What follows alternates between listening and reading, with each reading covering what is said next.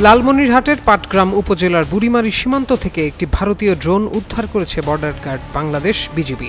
মঙ্গলবার দুপুরে বুড়িমারি ইউনিয়নের মুগলিবাড়ি সীমান্ত থেকে ড্রোনটি উদ্ধার করা হয়। সীমান্তবাসী ও বিজিবি সূত্রে জানা যায়, ভারতীয় সীমান্তরক্ষী বাহিনীর ৯৮ ব্যাটালিয়নের হিমালয় ক্যাম্পের সদস্যরা ড্রোনটি উড়িয়ে ভিডিও ধারণ করছিলেন। হঠাৎ যান্ত্রিক ত্রুটির কারণে ড্রোনটি বাংলাদেশ সীমান্তের ১৫ থেকে ২০ গজ অভ্যন্তরে একটি ভুট্টা খেতে আছড়ে পড়ে। লেস অয়েল অ্যাবজর্ব করে আপনার পরিবারকে রাখে হেলদি।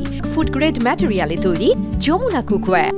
সেখানে কাজ করা এক কৃষক ড্রোনটি দেখতে পান। এরপর বিএসএফ সদস্যরা সীমান্তে জড়ো হলে এলাকা জুড়ে আতঙ্ক ছড়িয়ে পড়ে। খবর পেয়ে স্থানীয় বিজিবি ক্যাম্পের সদস্যরা ড্রোনটি উদ্ধার করে ক্যাম্পে নিয়ে আসেন।